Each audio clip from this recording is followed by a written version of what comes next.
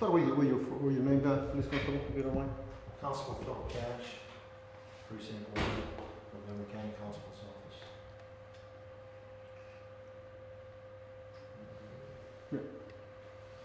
We're here today to discuss talk about a tragedy we had on Lake Conroe last night in the Lakeland community.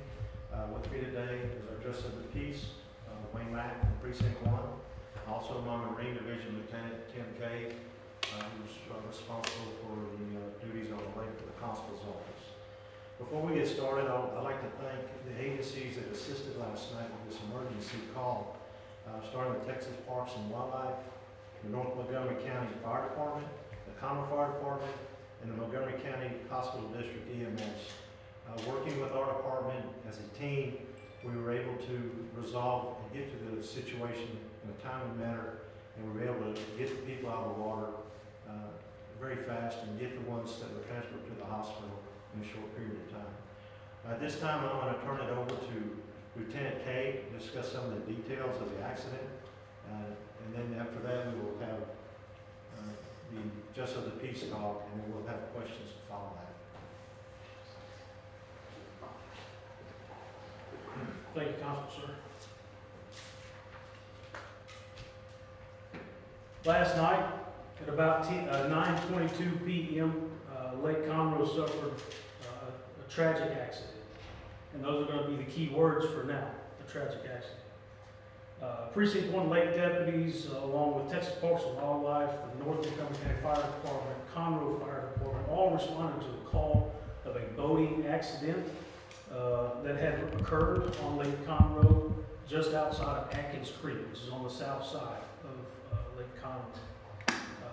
The accident itself is still currently under investigation. Texas Parks and Wildlife has the lead in that investigation, and all the specifics about that boating accident are going to be answered by Texas Parks and Wildlife. We're here to give what we can, answer what questions we can, but the ones that are specific to the boating accident itself, I understand that y'all are here and you want to know, but those are going to be transferred over to Texas Parks and Wildlife. At the end of my statement, I do have a name and phone number, a point of contact for Texas Parks and Wildlife, which is their media contact. I'll give that to you so that you can call them and ask them what specifics they can answer as far as the investigation. But please do remember, this happened, just over 14 hours ago, and we're still putting the pieces together. A boating accident is a little bit different than a car accident. The scene is fluid. The scene is constantly changing because it's on water, which is not a stable platform. So time is of the essence, and at a boating accident, it is always life over property. We take care of the people that are involved before we ever take care of the boats or anything like that. So with that, I'll carry on. After the accident, I can tell you that there were 2 people transported to the hospital, an adult female and a juvenile female. The adult female was transported in critical condition. The juvenile female was transported in stable condition and released a couple of hours after arriving at Conroe Regional Hospital. Tragically, a 39-year-old male, the driver of one of the boats, who is identified as Jason Clark of Magnolia in Montgomery County, was pronounced dead at the scene. The other boat contained 2 other males. Upon impact, that boat was capsized. Those 2 males were ejected. Both of those males were wearing life jackets and suffered only minor, if any, injuries at all. Nothing life-threatening. Due to the fact that they were wearing life jackets, we were on scene quick enough and were able to retrieve them and take them to dry land for medical attention. The other passengers in the other boat were wearing life jackets, but they were not ejected. They were still in the boat.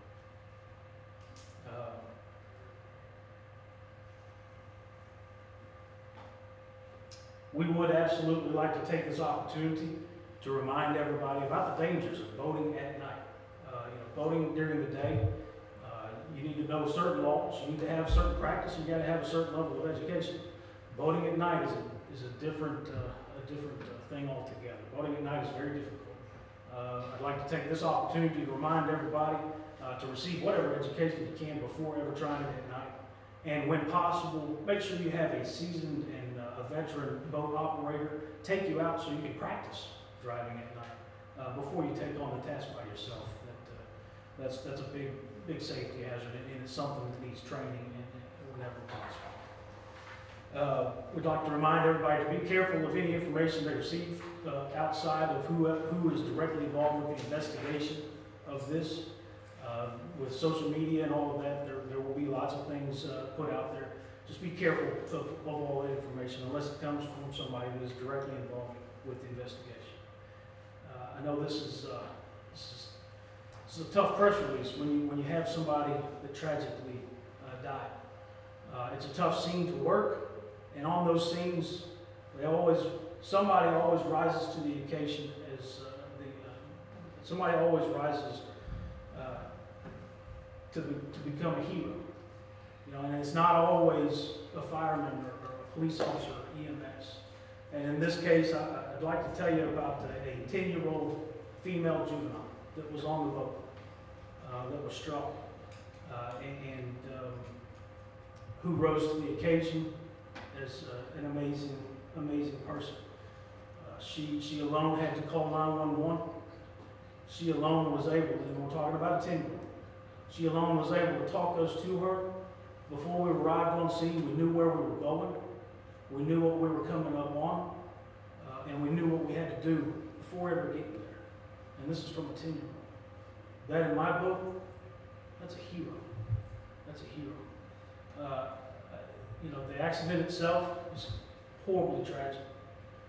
And as details as we can release details through the investigation, you'll find out just how tragic that is. But even with all of that, a 10-year-old girl was able to provide life-saving information and get us there to her to help.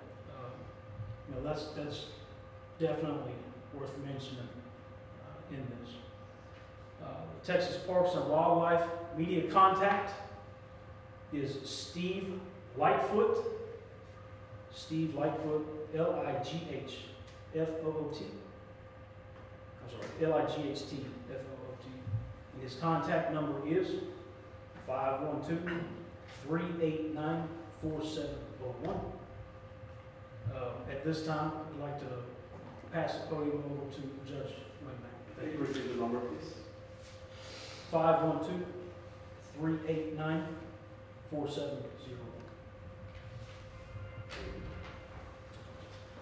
Unfortunately, I've had the occasion to be on several scenes like this, and I again want to commend all the agencies that were involved. And Constable Precinct 1's office always does such an outstanding job meeting the needs of the victims on the scene and tending to those needs. And Constable, your staff was to be commended for what y'all did, and all these other agencies.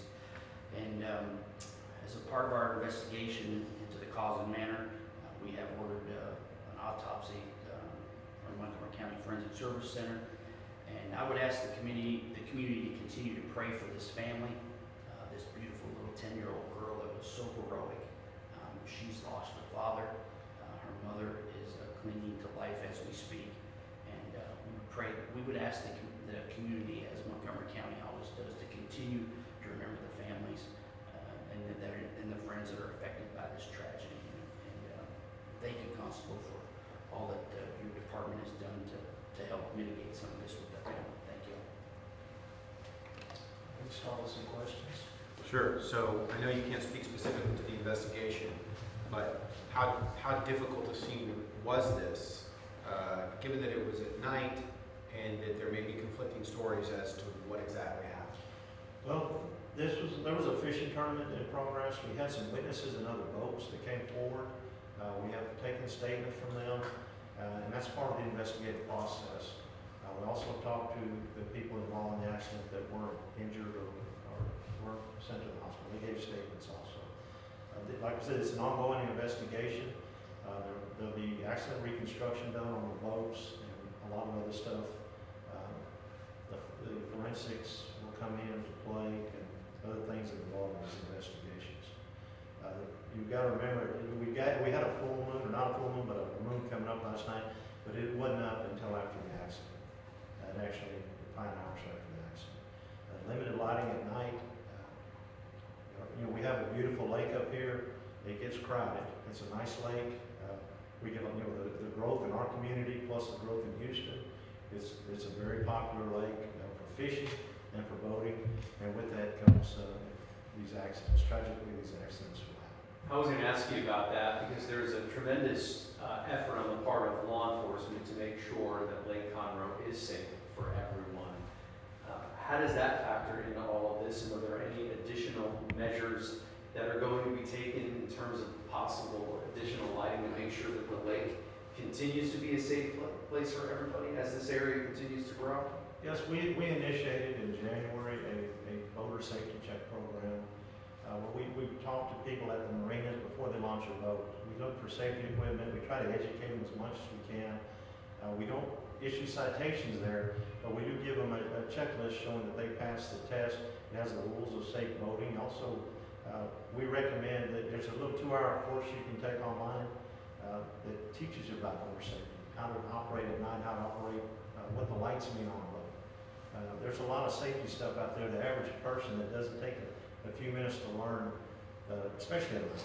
Your visibility's really bad at night, and we on the lake you're supposed to be at plane speed. That's just when you start your boat, when it breaks plane. Tragically, a lot of people will exceed that at night, and you just don't have your vision at night. Things don't appear, or they may be further or closer than they appear at that time. So was speed are you suggesting that speed was a factor in this? Well, maybe not particularly on this one because we're still investigating, but in other accidents we've had on the lake, it's been a factor. They come up on things at high rates of speeds that they don't see until the last seconds. This is our 4th fatality on the lake since January. 2 of them were from boating accidents. 2 of them were people that fell off piers. So we've had some other accidents that didn't lead to fatalities, and most of these happen at night. You talked about the lighting not being great. Is there a way to improve that or change that, in your opinion? I think the best thing is to slow down at night, and that's if you look at the lake itself, it's surrounded with houses, and there's lights on all those houses, and you're looking at white lights and bright lights. The boats have their standard red and green and white light, so you'll see a lot of lights, especially in the southern end of the lake where it's more populated. So the best thing we can do at night is to slow down. You had mentioned that the striking boat was on its way back to check in and weigh in his catch. Do you know what, or is that's correct? Well, they were both fishing boats, and both of them were equipped to fish, and if I'm not mistaken, they may have been in that fishing tournament. We have, in the hotter months, we have fishing tournaments at night. I think the weigh-ins usually between 9 and 10 at night. Different marinas will sponsor these. And, it's like a regatta. They do it over and over again for several weeks, and then the top point wins. But most bass fishermen know the rules of the lakes. They know they have to have all their safety gear, because they can be disqualified in fishing tournaments if they don't. But it's still wanting to get to the places to fish, and just like in the daytime, sometimes they exceed the normal lake protocol. Was this family out fishing, or were they out just enjoying the night sky? Or The boat was equipped for fishing. Whether they were in the tournament or not, I don't know. But there was a lot of other bass boats. They're the ones that witnessed the accident in the tournament. So you talk about being experienced on the water, that's critical, that you know what you're doing. It seems that in this case, both of these boaters are known to the community and are experienced. So I guess you can't take that safety for granted, I guess. Right. My marine division guys work on the lake at night, and you got to be super vigilant at night. We have people on this lake that violate laws. They won't turn lights on when they're fishing. And there's things like that where you'll come up on a dark boat. We had an accident last week where a boat's power went out. They had no way to turn the lights on, and they had a small clip hit, which could have turned into a tragedy if the second boat hadn't reacted like they did. They were able to avoid hitting the boat head on or sideways. Learning the lake and being vigilant, even in daytime or nighttime, is you've got to also have your head on a swivel. And like we say, don't drink and drive on the lake. If you do, have a boat captain, someone that's responsible for that boat and its occupants. It's just as dangerous on the lake as it is on the highway. So that's something we really emphasize out here. If that little girl hadn't done what she did, how different might the outcome have been as far as the people who survived? Well, we were able to respond with events. We had a victim on one of the boats that our Marine Division officers were able to remove both victims and get them to shore where an ambulance was already there. Anytime there's a major accident, the time to get that person stabilized into a hospital is critical. Our officers did an outstanding job with the EMS people and the fire department getting these victims off the boat and to an ambulance. And that's, without our help, it may have took 30 minutes. We're trying to vector people calling 911, and they give you an area of the lake, which we still have to look for the accident, unless they have lights or something to let us know where it's at. It's, nighttime is extremely difficult. And as Tim can tell you, also, Lieutenant K, people will call in and they're on the opposite side of the lake or where they actually are. And when you have responding emergency equipment, you have the same issue. They'll respond to that location when we needed them on the other side of the lake. So her information is critical. She even used her light on her phone as a beacon. Here I am. So that was very critical. She did an outstanding job. Thank you so much. Thank you. Thank you all. Any other questions? Anything else we didn't think to ask? You're doing really good. You're doing really good. No, we appreciate it. We're really pushing we're really pushing the Safe Lake program. We've done almost 700 checks probably on just marinas since the summer season started. So we're getting a positive feedback from the community. They're liking it. We're finding violations of life jackets and other things that they're correcting before they get on the dock. So, Now, the man that was killed, he was the driver of the boat? sorry? The one that was killed, he was the driver of the boat that got hit? Yes, he was the driver. Okay. And the other two that were injured at the hospital were passengers. Okay, and the other two, the two guys in the water were off the other boat? That was correct.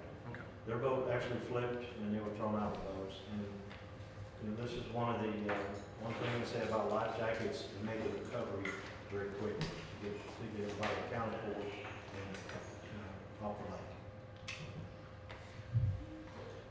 The main thing we wanted to stress here, beyond this accident, is safety. Safety, safety, safety.